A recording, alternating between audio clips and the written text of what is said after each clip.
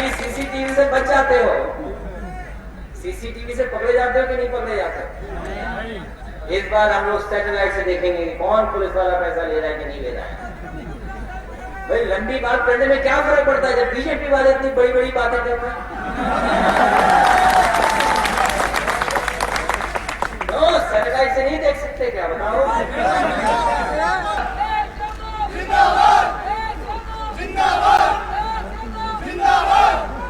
मंच पर उपस्थित, मंच पर हमारे साथ इस कार्यक्रम में उपस्थित आदरणीय राम गोपाल यादव जी आज के कार्यक्रम की अध्यक्षता कर रहे हैं। वहीं मंच पर उपस्थित आदरणीय प्रचार जी के गुप्ता जी,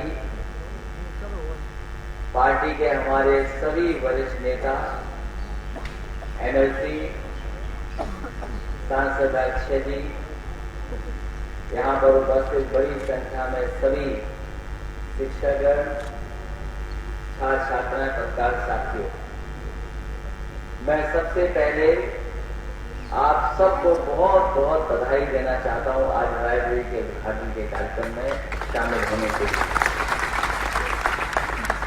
मेरे से पूर्व भी संचालक महोदय ने और आदरणीय चाचा रामगोपाल यादव जी ने बहुत सारी बातें रखी हैं आपके सामने। यह शिक्षा का क्या महत्व है और लाइब्रेरी का आज के समय भी कितना महत्व है। और कई बार गूगल से भटक जाने के बाद क्या हो जाता है। मैं संचालक महोदय का धन्यवाद दूंगा कि हमारे एक एमएलसी का नाम आपने कई बार लिया। मुझे लगता है कि संचालक महोदय से मिले जुले थे थोड़े, क्योंकि उनका परिचय करा रहे थे वो। और पहले तो वो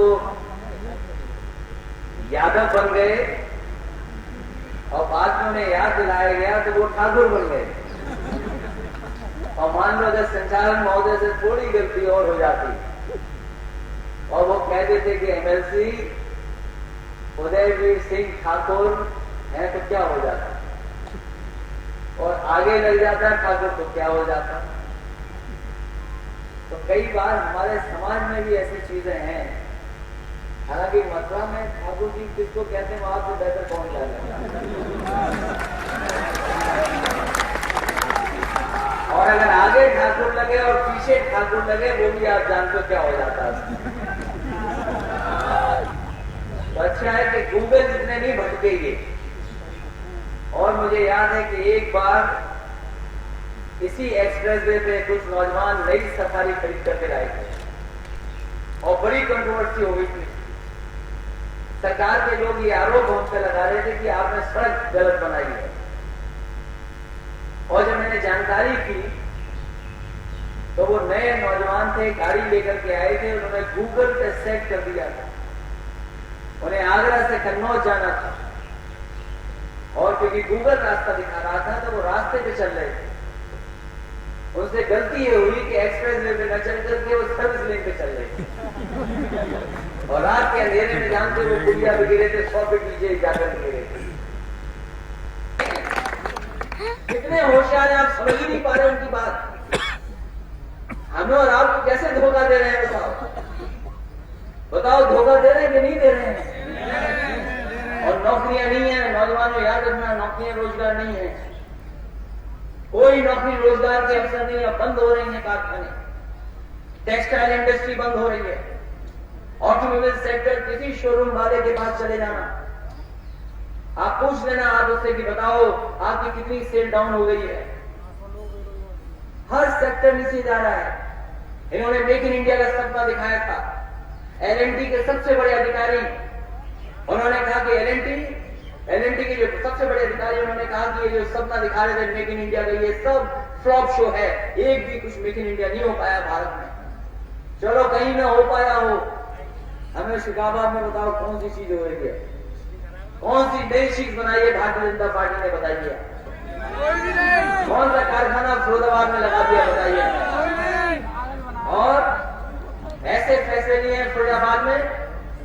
कि जो मालदार हैं वो मालदार हो रहे हैं और जो मेहनत करने वाले लोग हैं वो सूखे जा रहे हैं, गरीब होते जा रहे हैं, कोई नहीं पूछने वाला। उन कारखानों में बताओ,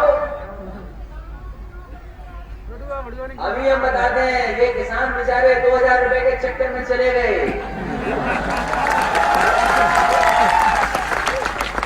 बताओ ये जो उद्योग कारखाने लगे उसमें मेहनत करने वालों की स्थिति क्या है? भाई भैया पानी ना पी पावे भूखे हैं बेचारे, उनके शरीर को कोई देखने वाला नहीं है। सही बात है। उनको ऐसी परिस्थितियों में ऐसी जगह पर नौकरी कराते हैं कि जो शरीर नहीं बन सकता उनको, अगर 20 साल का होगा तो 50 साल का लग रहा होगा। इसलिए इन सवालों को भी आपको सोचना होगा और हमारे किसान भाई इसे बेहतर कोई नहीं जानता। भैया गाय मां को हम भी पूछते हैं, आप भी पूछते हो। अभी जब नसीरपुर कट से गुजरा हूं, सबसे पहले कहिए मैया की दर्शन में हमें। और हम लोग तो बहुत समझाए किसानों को कि बताओ तुम्हारी खाद की बोरी से चोरी हो रही है, कोई नहीं माना। और बताओ डीजल पेट्रोल महंगा हो गया कि नहीं हो गया? हो गया। और आप दोनों का हिसाब लगा लेना, जो 2000 रुपए आपको मिले कुछ भी नहीं है उनके सामने। सरकार फिर फायदे में है।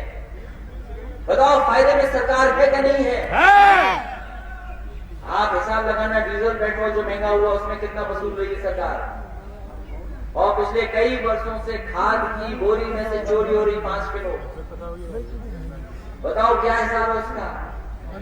और अभी बिल नहीं आया, बिजली का बिल से आवाज आ रही थी, अभी अगले महीने से आएगा। अभी नहीं आया है बिजली का बिल, अगले महीने से आएगा। तो वो हिसाब जो लगा है आपका, हिसाब लगा लेना, 6000 रुपए ज्यादा है कि आपसे वसूले गए ज्यादा है।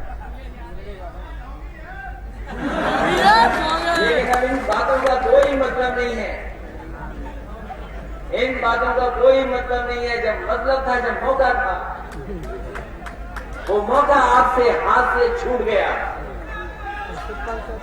अब आपके पास नहीं है मौका, अब मिलेगा 22 में। अब तो साथ इसलिए रहोगे कि नौकरी नहीं मिलनी है भाजपा की सरकार में, और भाजपा का लैपटॉप भी इंतजार करते करते थक गए बेचारे ये सब। नहीं आया। और हमारा समाजवादियों का लैपटॉप अभी नहीं चल रहा। आज भी कहीं होगा तो आज भी चल रहा होगा। जैसे हमारे प्रचार और संचालन महोदय याद कर रहे थे कि नेताजी भी यहाँ से पढ़े हैं और यहीं पर किसी कमरे में रहे हैं, हॉस्टल में 1 नंबर में, 8 नंबर में। तो जो बात आप याद दिला रहे हो, इसी तरह लैपटॉप भी याद दिला रहा है कि लैपटॉप जब ऑन होता है तो हम ही और नेताजी दिखाई दे रहे हैं। आज भी खराब नहीं हुआ होगा जहां पहुंचा होगा। और हमारे नौजवान तो अभी भी इंतजार कर रहे हैं बीजेपी के लैपटॉप का। नहीं कर रहे। इसलिए बहुत नई पीढ़ी को सोचना समझना पड़ेगा। जब दुनिया हम लोग देखते हैं और दुनिया से आपका बाजार मिला हुआ है, कारोबार मिला हुआ है, और ये दुनिया में इंटरनेट के बाद, टेक्नोलॉजी के बाद कोई फर्क नहीं है। आपका अपने बीच तो है ही मुकाबला। आप नौजवानों का पढ़ाई में, नौकरी में, रोजगार में आगे बढ़ने का आपके अपने बीच में तो है ही मुकाबला। लेकिन अगर आप और आगे कुछ करना चाहते हो तो आपको दुनिया के लोगों से भी मुकाबला करना पड़ेगा। अगर दुनिया में हम देखते हैं अपने देश को तो आज हम बहुत पीछे हैं। ये जो झूठे आंकड़े भारतीय जनता पार्टी के लोग दिखाते हैं, सब झूठे आंकड़े हैं। हम किसी चीज में आगे नहीं निकल पाए हैं। हम पे कर्ज बढ़ा है दुनिया का, हमारे बेरोजगार बढ़े हैं दुनिया में। इतने बेरोजगार कहीं नहीं है दुनिया में जितने भारत में बेरोजगार हैं। हमारी अर्थव्यवस्था पिछड़ती चली जा रही है। जो लोग सपना दिखा रहे थे $5 ट्रिलियन का, हम तो उन्हें आज भी कहते हैं अगर 5 साल आपने मेहनत की होती और आपने डॉलर के मुकाबले रुपये को मजबूत किया होता तो आपको अगले 5 साल का इंतजार नहीं करना पड़ता। आज जब बजट लाए होते तो आज आपकी $5 ट्रिलियन इकोनॉमी होती। लेकिन 5 साल आपने गवा दिए। आपने जनता को झूठ बोल दिया कि हम $5 ट्रिलियन इकोनॉमी करना चाहते हैं। कैसे होगी बड़ों के मुकाबले, उसको अपने आप बढ़ती चली जाएगी। इसलिए आज हम कर्ज में आ गए, बेरोजगारी में आ गए और स्वास्थ्य क्षेत्र में भी बहुत पिछड़े हुए हैं। अगर दुनिया के हम आंकड़े देखें, पर आबादी जो हमें डॉक्टर चाहिए वो नहीं है हमारे पास, जो पैरामेडिकल स्टाफ होना चाहिए वो नहीं है, जो हमारे गरीबों को दवाई की सुविधा, इलाज की सुविधा मिलनी चाहिए वो नहीं है। कहते हैं बीजेपी के लोग अभी इन्वेस्टमेंट मीट में आए थे, उनके बड़े नेता बोले कि हम उत्तर प्रदेश में 17 मेडिकल कॉलेज बना रहे हैं। हमने उनसे सवाल पूछा कि ये बताओ 2017 के बाद कौन से 17 मेडिकल कॉलेज बनाए हैं? एक भी मेडिकल कॉलेज नहीं है। और फिरोजाबाद का भी अगर बना है तो अक्षय यादव और समाजवादी पार्टी की वजह से बनना है, कोई बीजेपी का योगदान नहीं है उसमें। और अपराध का तो ऐसा मामला है, सुरक्षित चलना, कब किसकी हत्या हो जाए पता ही नहीं। ये हत्या प्रदेश है, ये हत्या प्रदेश, ये उत्तर प्रदेश का नया नाम है हत्या प्रदेश। बताओ इलाहाबाद में हुई कि नहीं हुई हत्याएं? 12 घंटे में 6 की हत्या हुई, सुल्तानपुर में हत्या हुई, आगरा में, और पुलिस को पैसा दे दो, जिसकी चाहो उसकी हत्या करा लो। बताओ आगरा में रिकॉर्डिंग थी कि नहीं थी? बताओ। और पुलिस का दुस्साहस देखो, एटा में एक बेटी के साथ खिलवाड़ की उन्होंने, 4 महीना 6 महीना उसके साथ संबंध बनाए, उसे प्रेग्नेंट कर दिया, तब जाकर के वो पुलिस वाला जेल गया है। सोचो कहां होगा ऐसे देश में? क्या ये राष्ट्र बनेगा हमारा आपका?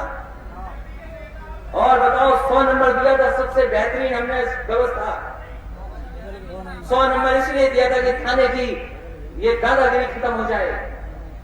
जनता क्यों जाए थाने में, पुलिस जाए जनता के पास, इसलिए 100 नंबर दिया था। अब 100 नंबर भी खराब कर दिया, पता नहीं क्या करना है 100 नंबर का। डीएल नहीं है, और 100 नंबर में भी बुराई पुरानी वाली है। ये पुलिस की बुराई बहुत पुरानी है, ये नई नहीं है। ये कोई ठीक कर सकता है तो वो समाजवादी लोग कर सकते हैं।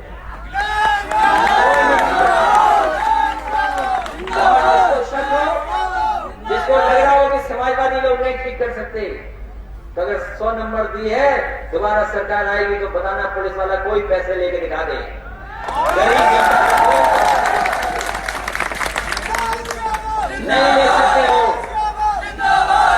क्योंकि सैटेलाइट लगवा दी है, सैटेलाइट से ही देख लेंगे कहां पैसा लिया जा रहा है। अभी सीसीटीवी से बच जाते हो, सीसीटीवी से पकड़े जाते हो कि नहीं पकड़े जाते? इस बार हम लोग सैटेलाइट से देखेंगे कौन पुलिस वाला पैसा ले रहा है कि नहीं ले रहा है। भाई लंबी बात करने में क्या फर्क पड़ता है जब बीजेपी वाले इतनी बड़ी बड़ी बातें कर रहे हैं?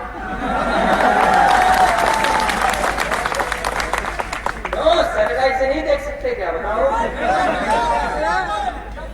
हाँ देख सकते हैं, और भी हम कोई अगर और याद रखिए, ज्योग्राफी नहीं बदल सकती, सब कुछ बदल सकता है, ज्योग्राफी नहीं बदलती। शायद हम प्रोफेसर टीचर्स होंगे वो जानते होंगे, ज्योग्राफी नहीं बदल सकती, वो ऐसी चीज रहती है। तो क्या है, पकड़ लेंगे इनको, आराम से पकड़े जा सकते हैं। कोई नहीं सोचता था कि 100 नंबर भी हो सकता है, और 100 नंबर हम लोगों ने लागू किया। आप बताइए, एम्बुलेंस भी वही पुरानी है, कोई नई ऐसी हालत है, अस्पतालों की दवाई नहीं है वहां पर। अभी एक अस्पताल में प्रेग्नेंट महिला गई, पहुंची नहीं अस्पताल में, वहीं उसको मां बन गई बेचारी। सोचिए ये स्थिति है, कोई पूछने वाला नहीं है कि इलाज दवाई का कोई इंतजाम है कि नहीं है। लेकिन अब मंत्री बदल गए तो कोई सरकार थोड़ी बदल गई। ये सुना है कि नए मंत्री मिल गए, उनसे क्या फर्क पड़ा नए मंत्री बन जाने से? विभाग तो वही रहेगा, बाबू तो वही रहेंगे, कोई नहीं बदला जाएगा। इसलिए आपको इंतजार करना चाहिए अपने अगले चुनाव का, और आज से ही तैयारी करनी चाहिए। जो लोग नाराज हैं उन्हें भी मना लिया जाए। भैया बनाओ, भैया बनाओ। लेकिन सब नहीं, जनता की बात कर रहा हूँ मैं, नेता की बात नहीं कर रहा। भैया जनता को बना सकते हैं, नेता को नहीं बना सकते। नेता का लक्ष्य कुछ और होता है। इसलिए आने वाले समय में हमें और आपको सोच समझ करके फैसला लेना होगा। उत्तर प्रदेश कैसे आगे बढ़े, कैसे नौजवानों को, आने वाली पीढ़ी के लोगों को कैसे अच्छी सड़कें मिले, कैसे अच्छे अस्पताल मिले, कैसे नौकरी और रोजगार मिले। क्योंकि अगर ये काम नहीं हुए तो हमारी आने वाली पीढ़ी को नहीं मिल सकता। ये सड़कें बड़ी इसीलिए बनाई और अच्छी क्योंकि नई पीढ़ी को नए तरह की चीजें देना चाहते थे। अभी सुनने में आया कि कहा गया लाल किले से कि नया इंफ्रास्ट्रक्चर चाहिए देश को। यही जो सड़क समाजवादियों ने बनाई है, यही नया इंफ्रास्ट्रक्चर है। इसके साथ जो नई नई मंडियां बन रही थी, यही नया इंफ्रास्ट्रक्चर है। इनके शौचालय तो ऐसे हैं, अगर कभी पानी ज्यादा बरस गया तो गए शौचालय में तो हो सकता है गड्ढे में फंस जाओ। और अभी एक जिले की जांच हुई, बलिया जैसा जिला ओडीएफ कर दिया था। 1000 गांव में निकले, सब फर्जी बात शौचालय बने थे, सब फर्जी शौचालय थे। और जिस बीमारी से बचने के लिए शौचालय बनाए गए हैं, याद रखना वही बीमारी बड़े पैमाने पर होगी जिसकी आप रोकथाम नहीं कर सकते।